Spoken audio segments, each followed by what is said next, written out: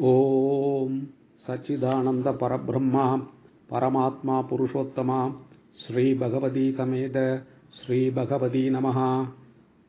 May the one who is all, who is in whom is all, bless us to be successful, happy, peaceful and prosperous. Dear devotees, today I am going to discuss on 4 subjects on which our devotees have been repeatedly asking me. They are: what is Papa and Punya? What is Karma? Is it possible to get redeemed? And if so, do we have free will?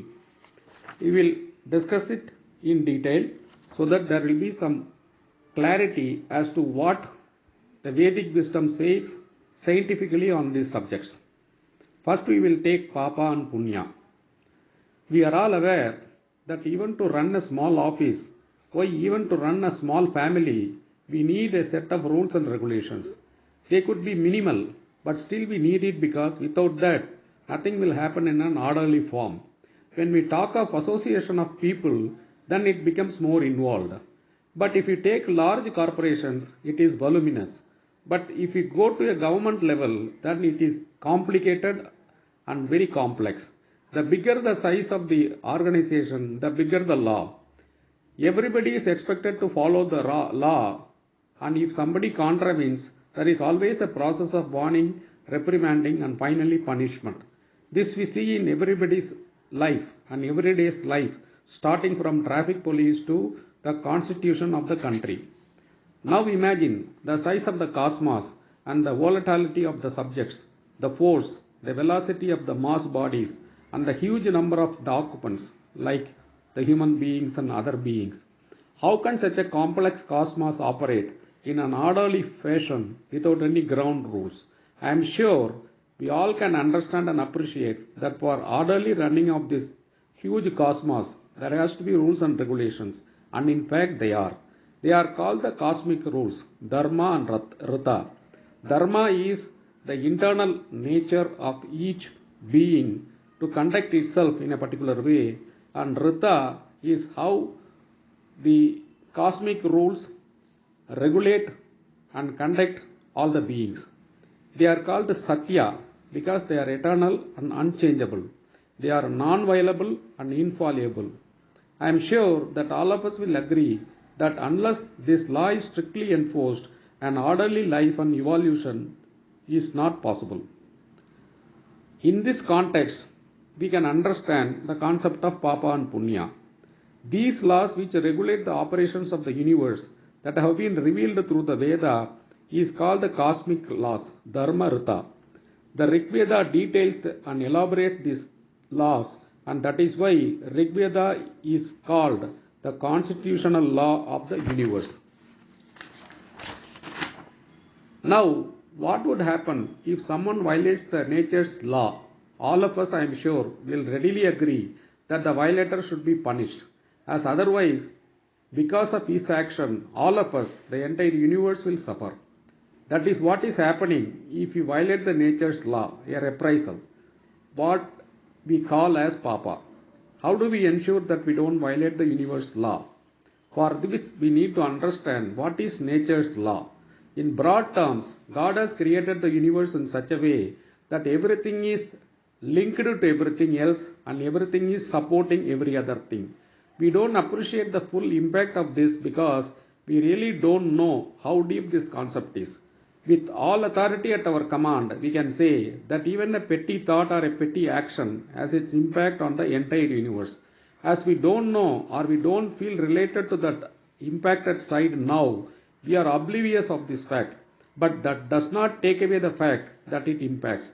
We can establish it by a simple example. We have hands, legs, ears, eyes, nose, etc. Does, say, a hand knows that we have a leg? In fact, does a hand know that there is another hand? Does it even know that it is a hand? Now, assuming that this hand hits somebody, is there a relation and reaction or not? Who is affected by such a reaction? Not necessarily the hand. It might jolly well be happy as it was before, but the person whom the hand has hit, who is impacted by the action of this hand, reacts, and such reaction affects the person whom the hand belonged to, mostly his face, since that is where the other guy will hit. Now the chin is impacted because of the action of the hand, but the chin would be unaware why it was hurt, and the hand may not even know that the chin has been hit. Now just because the hand is oblivious of the consequences of its act, can we conclude that the act of the hand had no impact elsewhere? That is why there is a saying in Tamil, the teeth is the victim for the wrongs of the tongue.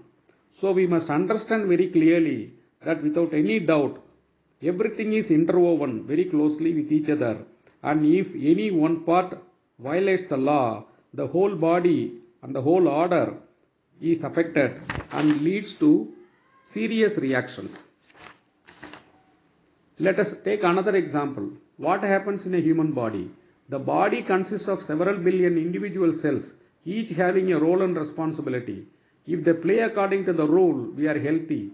But one cell, just one cell, if it violates the duty and disobey the order of the brain, what happens? Cancer sets in. Do we ignore it or pardon it? We deal with that. So what happens in a human body, the microcosm, is also happening in the cosmic body, the macrocosm.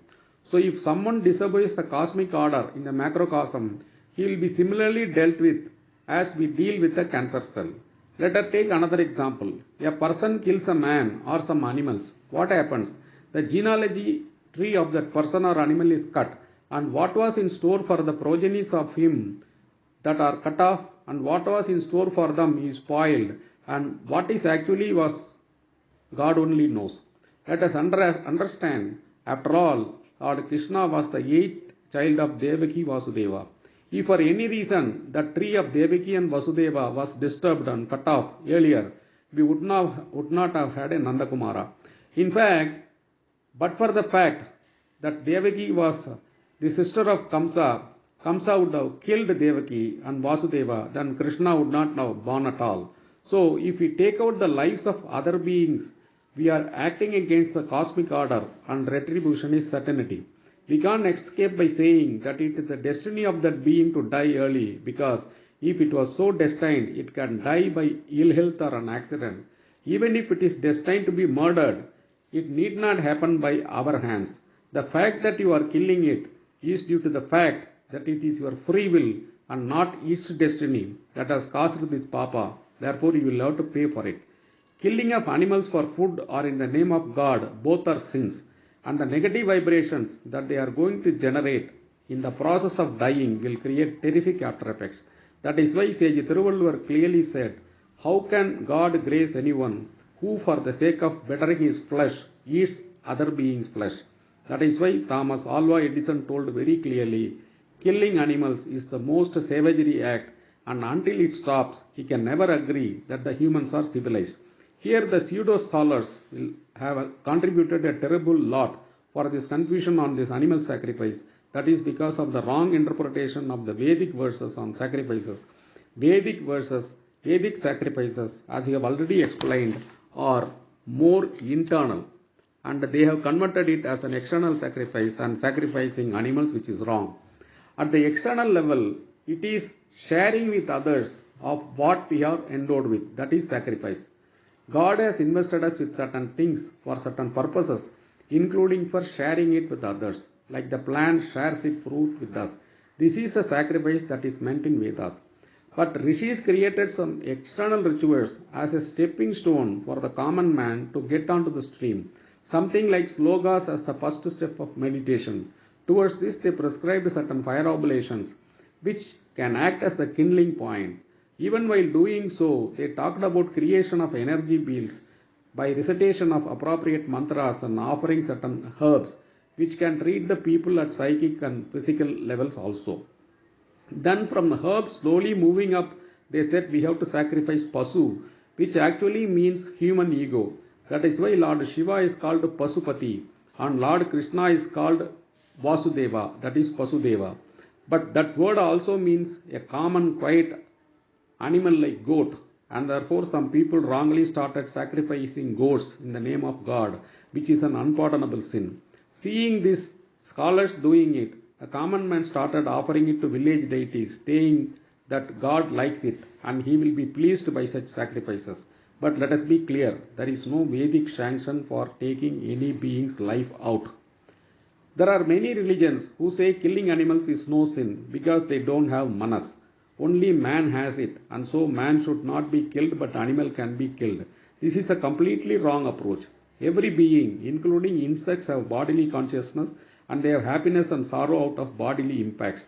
Have we not seen a dog shouting, then we stone it?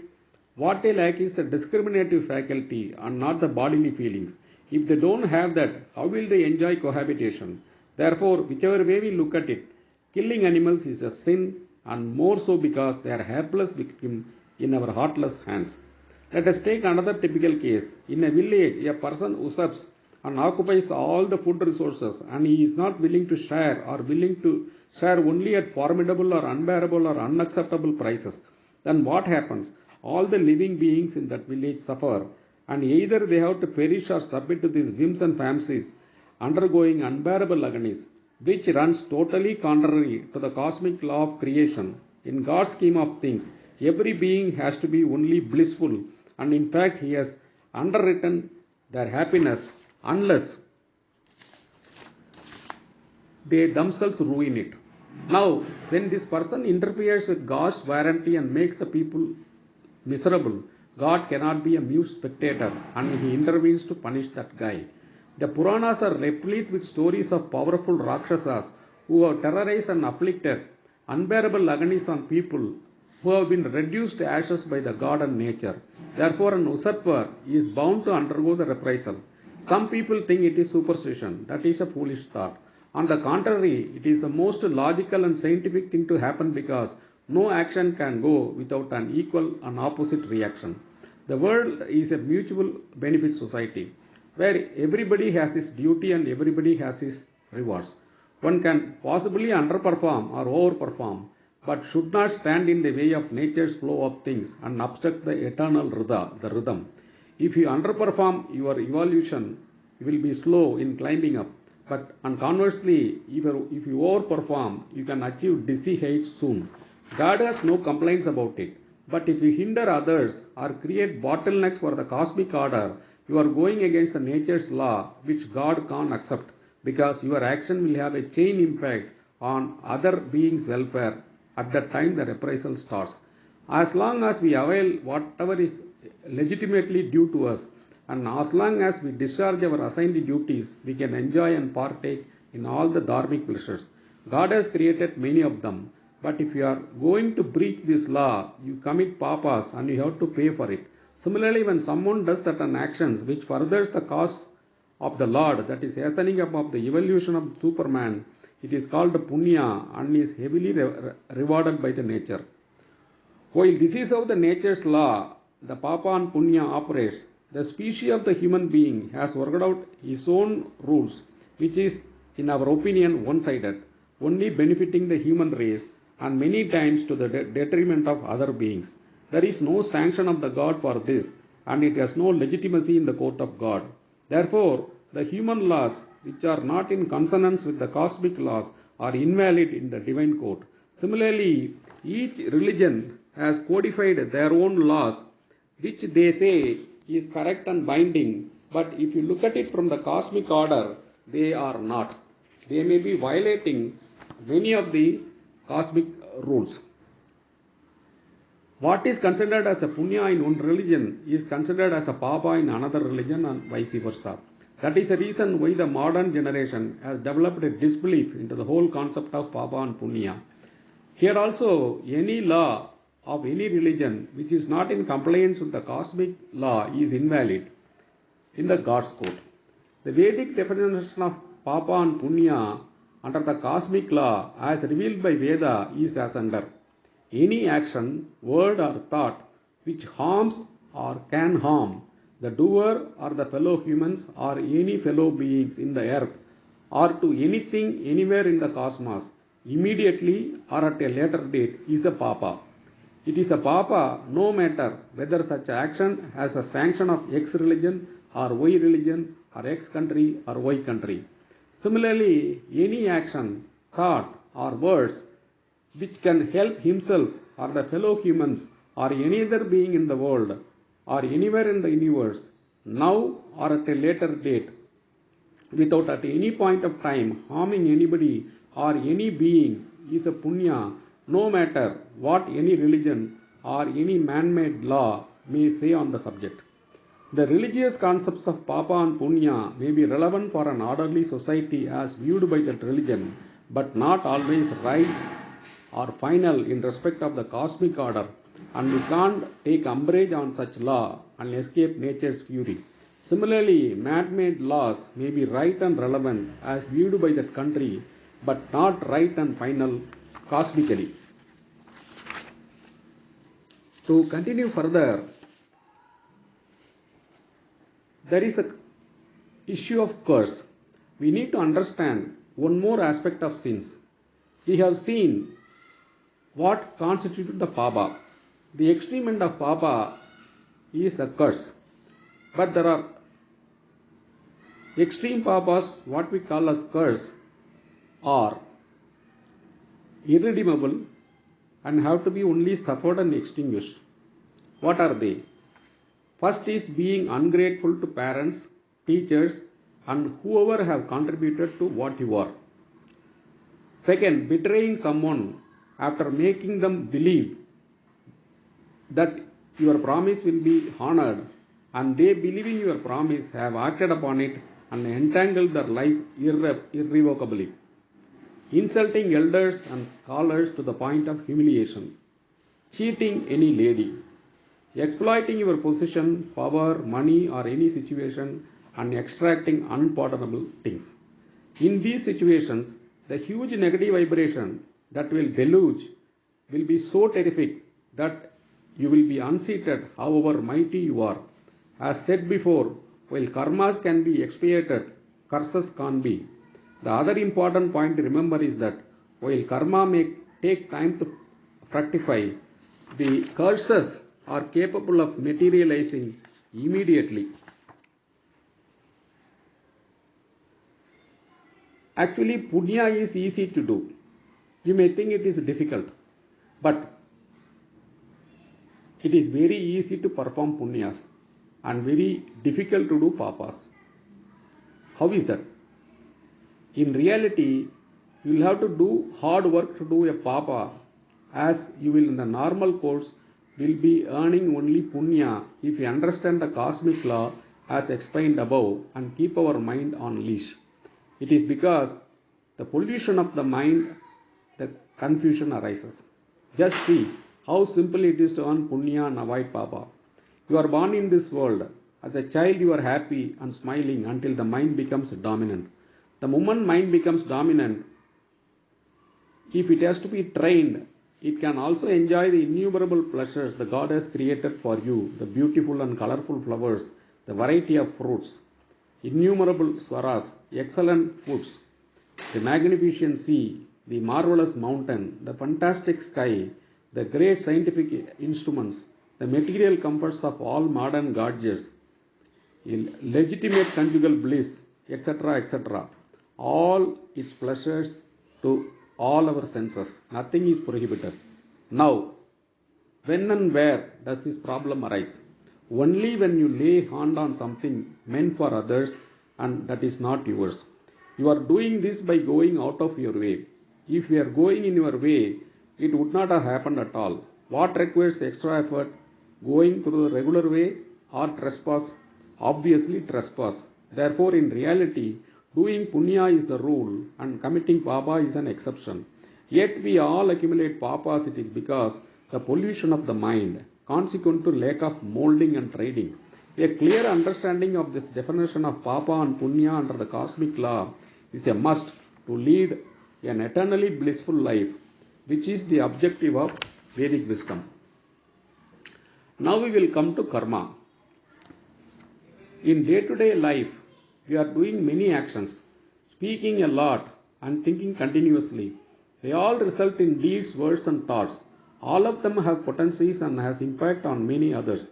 They can result in positive vibrations or negative vibrations. What is causing a positive vibrations adds strength to your soul, and what is causing negative vibration weakens your soul. We have discussed that our actions by word, deed and thoughts, and if they are in accordance with the nature's law, is punya, and if it is not, then it is a papa. So by every of our thought, word and deed, we can either be committing a papa or a punya. We also know that there is a reprisal for papa and a reward for punya. Punyas arise on account of positive vibration and papas arise due to negative vibration. This fruit that fructifies consequent to this papa or punya is called karma. Any word, deed or thought which accrues to us as papa or punya is karma and is pinned to the soul. Every action will surely have an equivalent and opposite reaction, and every karma has its after effects, and that is no escape for the soul. This is the only common sense that what we see in the ordinary transaction in the mundane world itself. You can't wish it away. The karmic rules are infallible. Therefore, Sanatana Dharma insists on avoiding karmic debts as they have to be suffered at some date. Every person is ordained to discharge certain duties to the nature, their forefathers, and the various energy fields, devatas, by way of sharing with them what they have. These are all called sacrifices. Unfortunately, highly misunderstood them. As said, it actually means sharing with others what you have. It also includes ensuring not to usurp something which is not yours, even if circumstances favors you to do such a bad act. Since there is a reprisal which is inescapable, it catches you like a nemesis. You can't hide yourself from that retribution. Even if you change your bodily shape, that is, you die and take a rebirth, still it catches you by your collar because it is all hard-coded in your soul. The results of karma need not fructify immediately. It can take its own time to fructify, like it blooms in the spring and bears fruit in the summer, or the sky takes water from earth in summer and rains in monsoon time. So you may escape in this avatar, but may be unlikely that it catches up with you in the next birth. At the time, you may not understand why it is so, though you may be an honorable person. But when it catches up, you will feel the impact and start worrying and wondering why you are suffering. Since God has veiled our memory of previous births, luckily so, because if the memories of all the births are recallable, then we can't have even 1 second of peace. We don't know our past sins, and so it catches up in this birth. We start screaming, what the hell? I have done nothing wrong and still I am suffering. Therefore, these karmic bondages have to be only suffered and extinguished, however much we dislike. But luckily, God has given one alternative way out. We can atone for it and get redeemed. For this, you have to genuinely turn a new leaf by heart, and then there are remedies to rectify the karmic effects. But it is advisable and necessary that we should understand the cosmic law and follow it. If we violate because we have not taken care to know it, it will give no protection because ignorance is no excuse in cosmic law as it is in mundane law. But what the cosmic result hits us, the right way is to face it headlong and bear it with smile and grace, because even such admonition that the God has given is only for reformation. That is a powerful statement by Lord Dattatreya that no being on earth is lower or higher, and Mother Earth sustains all beings alike, nourishing it with whatever is required for it. So if any being develops a superiority complex because of its form and shape acquired on account of previous karma, it is vanity. Such beings forget that it is either God's grace or its karmic fruit, and when either of them turns the other way, its pride will be nowhere. In a garden, there was a rose plant and a cactus plant. One day, a new rose flower that bloomed just then prided itself, deriding the cactus on the shape. Cactus laughed and said that we both are thorny plants, and you are priding because of your shape, color, and fragrance. But you are forgetting that it is me who is all around the garden as the fence to protect all the plants, including you. You are forgetting that you are a rose and I am a cactus for a purpose, and both of us have our own pleasures and duties, and we just have to discharge it. And that is why both of us are on the same earth, and both of us get whatever we need. The rose flower told the cactus that while she can understand its plight and appreciates its intelligence to cover it up, she can only feel sorry for the cactus. Cactus said, don't be at any haste. In God's kingdom, there is no unmixed blessing, and for every minus, He has endowed with some pluses, and similarly for every plus, He has incorporated minuses. and the new rose was too young to understand it. The rose sarcastically laughed at the cactus and thought how stupid it is. As she was thinking so, the gardener walked in and plucked the rose, and she was shocked that she has been removed from the garden. Now the cactus said, "This is what I told you a little while ago. Each of us have a reason and purpose to be here, and how we perform that role decides our next evolution, and there is nothing to pride about or deride upon." Almost all religions have accepted the concept of karma and endorsed it. Some have done it openly and some indicatively. Even the science has accepted the fact that every action has an equivalent and opposite reaction, and its impacts has to be experienced and can't be wished away. Take for example, you have thrown a stone into a water pool, then can you prevent the ripples getting formed? This is one of the fundamental laws of the science, both in physics as well as in metaphysics. Therefore, we must ensure that we don't get caught in the whirlpool of karmic bondages and end up making our life painful.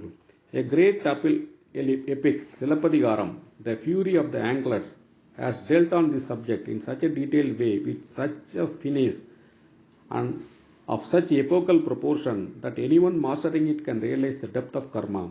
This epic, written by one of the greatest poets of Tamil, lucidly explains how the nemesis catches up even after generations. Catches up everyone unawares, no matter whether a king or a prince or a rich merchant or a goldsmith or a bewitching but divine dancer or a beautiful wife or a queen or even a glorious kingdom and its capital. This is one of the 5 epics of Tamil, and the author Ilango Adigalar is himself a victim of this nemesis. He is one of the 3 greatest poets of the great Tamil language, the other being Kampar, who wrote Tamil Kambaramayanam, of unthinkable poetic and intellectual quality, and Thiruvalluvar, who in my opinion is the best and ideal Gnani who could put in the simplest, shortest and clearest terms the entire Vedic wisdom in his master intellectual treatise Tirukkural. Now, if karma is so strong, do we have any free will to handle it? This is the next subject. This is a very important and sensitive topic. On one hand, we say that the fruits of karma has to be suffered. On the other side, we say we can be redeemed. It looks dichotomous. Because if we have to suffer, how can we escape from suffering? We know that even in man-made rules, the sentence given has to be suffered, and yet there are provision for remission of sentences due to good conduct. Why? Because a reformed sinner can do much more benefit to the society than a normal man.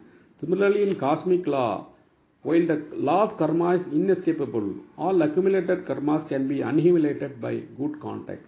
Only to implement this and make it possible for human beings to attempt redemption, God has given a free hand as the human will, which we call as free will. God has permitted man at all points of time to exercise his birthright of discretion, and he permits no force on earth to interfere at his exercising that right. If God has not provided for this, it would have been just fatalistic. In that even God's design of evolution itself would not have been taking place. Therefore, in cosmic scheme of things, you have to pay for your karma, but you can get redeemed by atonement, and therefore you have the choice of either suffering your fate or exercising your free will, atone and get out. God in this scheme of things has given equal importance to destiny and free will as 50-50, and the choice is yours. If you invoke your free will, you can get out of the fate. As they say in Tamil, Madi irundal vidiyai vellalam.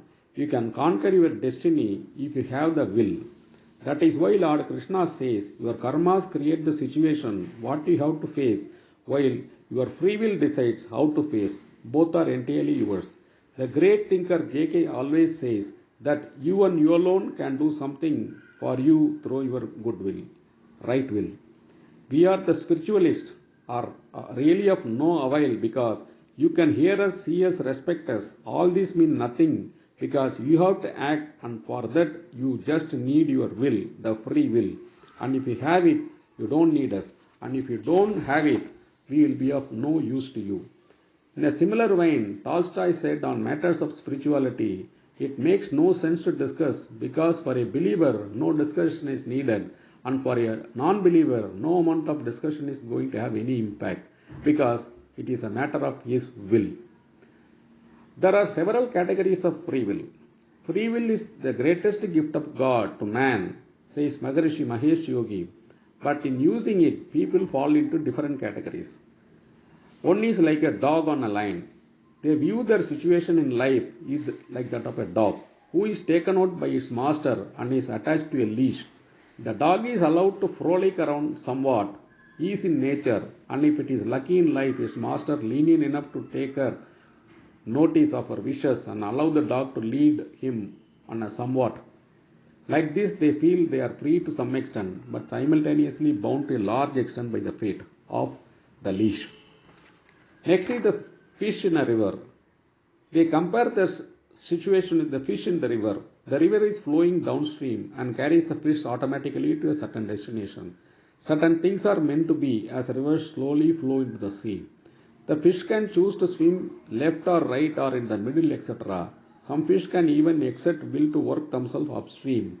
Like that, they feel that they can operate in the process of happenings, but the destination is predetermined. The fish has to one day or the other enter into the sea. Game of cards.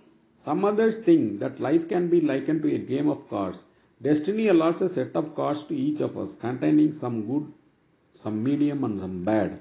Then it is up to each of us to use our creative intelligence to make something out of that bunch of cards. Either we focus ourselves on winning and use all the alertness that is in our command, and we do not exert ourselves very much and leave our many opportunities misused or unused. Here, our free will decides whether we are going to win or not, while the cards made available to us is predetermined by the God. The other is like a dark labyrinth. Here,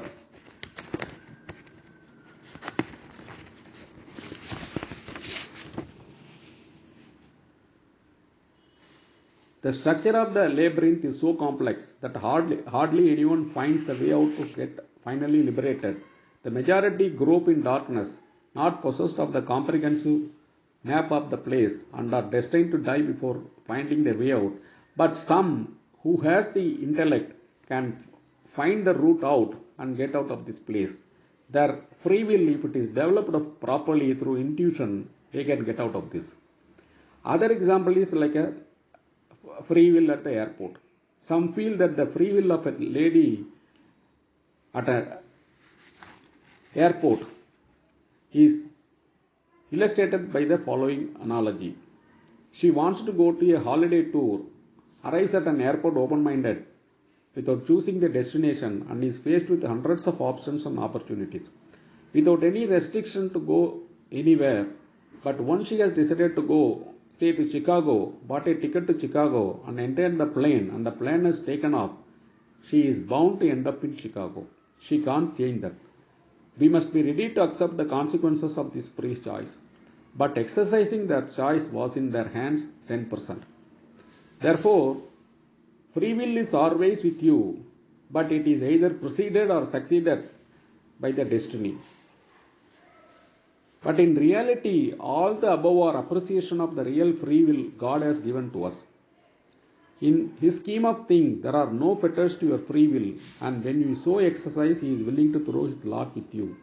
He is more than eagerly looking for people who will so exercise and seek His support. The real epitome of free will is Savitri. We need to highlight here that if you are dead determined to fight with fate, you can, as Savitri did. But like for any fight, you need preparation. For this fight also, preparation of being virtuous and righteous is an absolute must.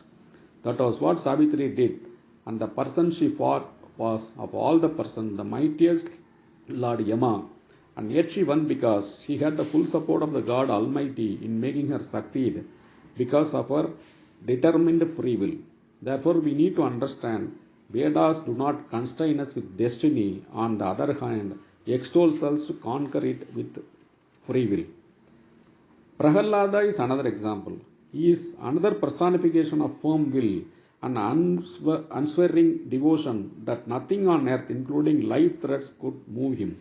Thanks to his faith in Narayana that was infused in him when he was in his womb, he remained a great devotee of Narayana forever. Having secured our subjective understanding of metaphysics, we begin to recognize that everything big or small, important or unimportant, is organized by the creative intelligence of the nature. We start to recognize that all action, that all events are products of laws of nature. In the normal waking state, we are not able to figure out reasons for many events in our lives, and indeed for many events that were happening in the world at large. But now, with the comprehension of the mind, we have reached a metaphysical perspective, then everything begins to make sense. Wise men throughout the ages have had insight of the perfect, just, and mathematically precise functioning of the nature. A wise man proclaimed, in his metaphysical understanding of the physical world, enabled him to see all is well and wisely put. Another great poet said, the laws of nature operate with absolute precision. There is no mere coincidence in creation. Every single event, big or small, important or unimportant, good or bad, perfect or imperfect, future or past, is all a part of all-embracing cosmic evolutionary process in which consciousness is manifesting itself. God is not playing dice. In normal waking state, we may not comprehend the truth, but that does not mean that it is not there. Experiencing the enriched, enlightened state of a consciousness, wise men have always tried to awaken us to this cosmic truth. For instance, there is a popular song in India that says, on every grain, the name of the eater is written. Here we are also reminded of the great Albert Einstein, who is known to have said, God does not place dice. Mahesh Yogi, whom I would say is the Einstein of consciousness, once said, everything is fixed, all the transformations are fixed, and the exact moment of gaining enlightenment is forever fixed. But everything is related to the free will of the human beings. Should these expressions of wise and enlightened man lead the mentality of the world to kind of fatalism? No, that would be wrong conclusion. Admittedly, these wrong conclusions do exist, and they form part of the widespread of misunderstanding in which the world is today engulfed. But of course, the misunderstanding is also forming part of the cosmic plan. They must serve some purpose. But the fact for all the purposes are fixed does not mean that we are forced to accept the situation as it is without trying to do something about it. The tendency to help fellow men who are in distress is just natural. To give food to the hungry is just human. To give shelter and affection to the needy is just an expression of human nature. To help others to enlightenment and to experience freedom and success in life is only natural. To strive for happiness, health, wealth and enlightenment is just natural, embedded in the structure of life itself. So this striving is the divinely free will exercising of which is left to us. As Lord Krishna said to my devotee, I try and present a better context, but I cannot and do not decide how he should respond. Brahman, the whole of consciousness, the wholeness of all that exists, contains all the knowledge and ignorance, light and darkness, birth and death, freedom and predestination, creation and destruction, good and evil, positive and negative, yin and yang, past and future, perfection and imperfection, all the dualities. To say that everything is ordained and organized by nature should not bewilder the wise. Similarly, is the duality of destiny and free will two sides of the same coin? What the dualities mentioned above actually means that there is no room for chaos. Even out of free will, you cannot alter the fundamental cosmic rules and try to create a chaos. To say that everything is fixed does not mean that we cannot improve anything. To say everything does not mean that we are absolutely free. It only means that, like everything, our freedom is also absolutely fixed, not capable of being fettered. Also, it is fixed in the sense that it can't change the cosmic laws. We are all destined to be free. We have the total freedom to create our own destiny. Freedom and predestination are two sides of the same coin, the coin of life. As Maharishi once said, life is a composite of 100% freedom with the 100% determination, which means it is a 100% free human will as long as it is not contrary to the cosmic will. Miraculously, all of us are essentially and totally one with cosmic intelligence, which makes each one of us a predestinator. Whether you are aware of this or not, man is born to the master of his destiny. We have heard this saying many times. It means that all of us are bound to realize that we are essentially one with the cosmic creative intelligence. The more our life evolves in the direction of this realization, the more intelligent and creative our thinking, speaking, and acting will be. Once we start to experience that we are the masters of our own creation, we automatically start to behave in a manner more and more evolutionary way. We no longer abstract, as it were, the cosmic force of evolution working in each and every one of us. In this way, we start to make use of our own full mental potential. The only reason that we are not making full use of our creative intelligence is because of certain stresses that are inhibiting the normal way and natural flow of energy and intelligence in our mind-body system. Stress gives rise to frustration and even to destructive behavior. Crime is the natural expression of stress. It is stress that restricts our awareness and makes us feel bound, makes us feel forced to a certain type of negative behavior. When the stresses are gone, we feel free and unrestricted, and automatically we start to think, speak, and act more in accord with the evolutionary nature of nature. We feel more supported by the almighty forces of evolution. This results in more positivity and in health, wealth, and wisdom of life. In this light, we have to recall the teachings of Sri Aurobindo, who said, "We are all the creators of our destiny, whether we know it or not, because human life is all divine. Our mind, the human mind, is so infinitely powerful that it creates whatever it contemplates, whether we know what is going in our mind or not. When the nervous system is free from stress, we have a clear mind and we naturally create a life that is pleasant for all of us. When stress no longer obstructs our body-mind system, as is in the case of cosmic consciousness, we are more and more aware of our infinite free choice of life. Naturally, we choose for progress and happiness. In the state of enlightenment, we naturally desire all good to everyone and non-good to no one. Becoming enlightened just means that we claim our birthright and that we start to make use of our inborn power and potential, which according to Vedic science is unlimited in its scope and power. When we become dedicated to the idea of creating a heaven on earth, it is bound to happen, and in fact the study of Jyotish is an excellent aid to that. We study the wonderful orderliness and harmony of the celestial mechanics and apply this knowledge here on earth. This is the whole purpose of Jyotish, and in fact the whole purpose of each and every branch of Vedic science. Each of those branches of Brahma Vidya, the knowledge of the totality, gives a complete insight, each from its own vantage point, into the mechanics of the creation. Each branch of Vedic science offers the potential to raise life to the full dignity, enlightenment to the individual, and a disease-free, problem-free society for every nation. Ramakrishna Paramahamsa explains this free will concept beautifully. A farmer who wants to have a good yield has to plow, sow, fertilize, and water the crop, and then harvest. While he can plow, sow, etc. by his efforts, the water for the crops have to come from the rain or the river. If he has water but did not toil, he will not get the harvest. Similarly, if he toils but does not get the water, then he can't get the harvest. That rain is the fate, his effort is the free will. Which of these you will call as more important? They both play equal role. One without the other will not yield results. So you can't blame just fate for everything. Your free will has a very important role in succeeding in life.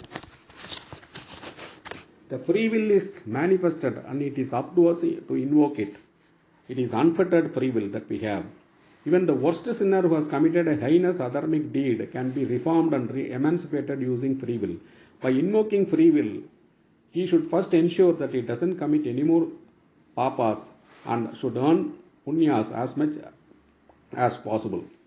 For making your free will to prepare you just need determination, devotion and hard work. You should not waver and wander again on worldly sinful pleasures. The Puranas are replete with such instances, and in this regard the great Bhagavatam is a treasure house of information and knowledge for enlightening our souls on the methods of redemption. For what a free will can do to our life, Lord Rama is the greatest example, where no matter whatever may be your suffering, you will have to discharge your duty by exercising your free will, and that is your cosmic duty. This doctrine is explained, exemplified and demonstrated in no small measure. No amount of sacrifice is ever equivalent to fulfilling your duties at any cost. That is why Rama is called the man perfect, Maryada Purushottam. Savitri Kada is a celebrated Purana even today. She is adored. The story in liter form is Savitri was a daughter of a virtuous king, right from childhood was very clear on things she wants to do, and hence many princes mistook her for arrogance, and no one came forward to marry her. So the king said, "It is better for you to find a person of your choice," and she readily agreed for that and met Satyavan and liked him. He also liked her. Satyavan's parents were blind and he was taking care of them as his life's purpose. That made Savitri to love him more. Since both loved each other from the bottom of their hearts, they decided to get married. But unfortunately, Satyavan had a curse to die in a young age, and when this was announced, Narada said that Satyavan fate is that he is going to die and cautioned her not to proceed. But Savitri was very clear and she said she will marry only him. She was a devoted wife and was doing necessary duties including taking care all the things. And the appointed day came. On that day of the predicted death, Savitri asked for his father-in-law's permission to accompany him to the forest. She went along with the forest. And at the appointed time, the Yama came and claimed the soul of Satyavan. Savitri followed Yama as he carried the soul. Yama tried to convince her to go back, but she refused. She paid her obedience to Dharma, that she expressed her appreciation of his dharmic dispensation. She praised him for his just rule and finally extolled him for his noble conduct of actions without expecting anything in return. Impressed at her speech, Yama said, "You ask for any boon except for Satyavan's life." She asked for the kingdom of her father-in-law, 100 children for his father, and 100 children for herself and Satyavan. Yama was agreeable for the first two, but the last one he refused. However, impressed by the purity and dedication of Savitri, he offered her one more time any boon, this time omitting the words accepting Satyavan's life. Savitri instantly asked for Satyavan's life. Yama realized that he has given a word, maybe out of slip of tongue, but he has to honor it. More so when he has given it to a noble soul like Savitri, so he granted life to Satyavan. This story has a much deeper significance. Savitri was a born princess to a very noble king, has displayed divine traits. She chose her life out of her own volition. She was completely devoted to her husband and her parents who were blind. Satyavan will die in 1 year, but she was not perturbed. She has been a lady of her own will, firm will. So when death approached, she did not surrender. She fought the destiny with her free will. She used all things at her command: intelligence, communication, skills, devotion, steadfastness, above all sincerity and resoluteness. Aurobindo very beautifully explains the inner meaning of this story in his magnum opus Savitri. Savitri is an inspiration for every human being to bring out the strength of their innate willpower and overcome the darkness of meekness to surrender to the destiny. You will notice that men of free will display two important qualities. Firstly, they will remain focused on their own idea, and secondly, they will firmly believe in God. There is a mind-opening story on the subject where a deer was targeted by a hunter. It was running to save its life as well as a child, and suddenly found a dark cloud on the horizon and a huge fire, and turned to the left and saw a hungry lion, and to the right saw a hunter with bow and a swelling river, and it developed birth pangs. It realized that things are really pretty bad and heavily loaded against it. It did not lose its cool and thought to itself, now it is time to deliver the baby, leave the rest to God. As always, the God is the last refuge, did not fail. The dark clouds resulted in lightning and thunder, and lightning blinded the hunter, and the shock of the released arrow killed the lion. In the meantime, the heavy rains puts up the raging fire. The deer could not believe what happened. It said to itself, "Trust in God, He will help you."